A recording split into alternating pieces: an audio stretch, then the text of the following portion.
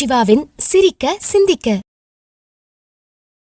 அன்பு சொந்தங்களே, மற்றவர்கள் தவறுகளை கவனித்துக் கொண்டே இருப்பவர்கள் தன் தவறுகளை வளர்த்து கொண்டே இருக்கின்றார்களே. நம்ம என்ன செய்யறோம், அடுத்தவர்களை பற்றி புறம் பேசுகிறோம். ஆனால் நம்ம என்ன செய்கிறது, நம்முடைய தவறுகளை என்ன செய்யறோம், வளர்த்து கொண்டே போயிட்டுருக்கோம். அதனால் எல்லா தன் தவறுகளை உணராதவர்கள் என்ன பொருளாதாரத்தில் எல்லா இதிலையுமே பின்னோக்கி போவார்கள் நண்பர்களே. 2, அழும் நிலை வந்தால் கூட ஆண்டவரிடம் சொல்லி அழுது விடுங்கள். அடுத்தவர்களிடம் சொல்லி ஒருபோதும் அழாதீர்களே.